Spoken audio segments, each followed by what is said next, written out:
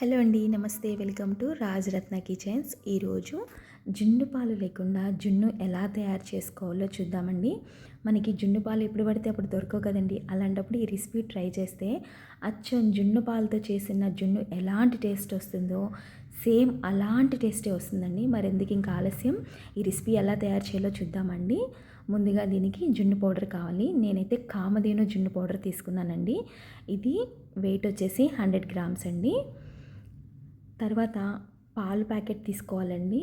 Full cream milk తీసుకోవాలండి. 500 ml అంటే 1/2 litre పాలు ప్యాకెట్ అండి. ఇప్పుడు ఒక గిన్నె తీసుకొని అందులో ముందుగా చూపించిన 1/2 లీటర్ పాలు ప్యాకెట్ని కట్ చేసి అందులో పోసుకోవాలండి. ఇవి పచ్చి పాలు మాత్రమేనండి, కాసి చల్లార్చిన పాలు అయితే కాదు. జున్నుకి పచ్చి పాలు మాత్రమే వాడాలి. ఇలా ప్యాకెట్లో పాలన్నీ పోసుకున్న తర్వాత తురిమి పెట్టుకున్న బెల్లం అండి. ఇది కప్పు కంటే కొంచెం తక్కువగా తీసుకున్నాను నేను. మీ స్వీట్నెస్ని బట్టి ఇంకొంచెం యాడ్ చేసుకోవచ్చు. నెక్స్ట్ మిరియాలు, యాలకులు కలిపి టేబుల్ స్పూన్ వేసుకున్నానండి నేను పౌడర్ని. నెక్స్ట్ ముందుగా చూపించిన 100 గ్రాముల జున్ను పౌడర్ని వేసుకోవాలండి.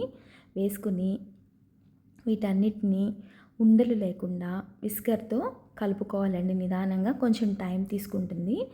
ఉండలేమీ లేకుండా చూసుకోవాలండి. బెల్లం అన్నీ పౌడరు, యాలకుల పొడి, మిరియాల పొడి కలిసేలాగా ఇలా కలుపుకోవాలి. ఇలా కలిసిన దాన్ని పక్కన పెట్టుకుని ఒక స్టవ్ మీద పెద్ద గిన్నెలో ఆవిరి మీద ఉడికించుకోవడానికి నీళ్లు పోసుకుని ఆ నీళ్లు వేడయ్యేదాకా ఉంచి తర్వాత ముందుగా మనం కలిపి పెట్టుకున్న ఈ జున్ను పాలని ఉన్న గిన్నెని దాని మీద పెట్టి 30 నుంచి 35 నిమిషాల వరకు మీడియం ఫ్లేమ్లో ఆవిరి మీద ఉడికించుకోవాలండి.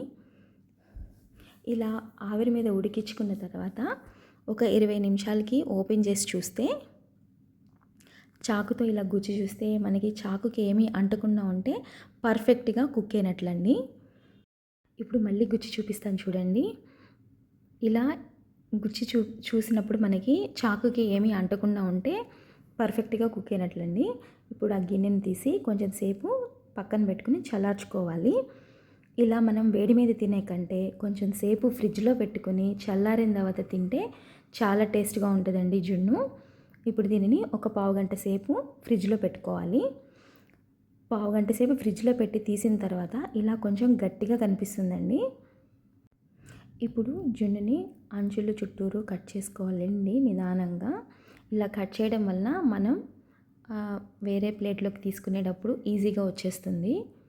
ఇలా చుట్టూరు అంచులు నిదానంగా కట్ చేసిన తర్వాత ఒక ప్లేట్ తీసుకుని దాంట్లోకి మార్చుకోవాలి. ఇలా తిప్పిన తర్వాత కొంచెం నిదానంగా తిప్పుకోవాలండి. తిప్పిన తర్వాత పైన కొంచెం ట్యాప్ చేస్తే ఇలా మనకి ఈజీగా వచ్చేస్తుందండి. అసలు చూస్తేనే నోరు ఊరిపోతుందండి, అంత పర్ఫెక్ట్గా వచ్చింది జున్ను. ఇప్పుడు మీకు ఇది కట్ చేసి చూపిస్తాను ఎలా వచ్చిందో.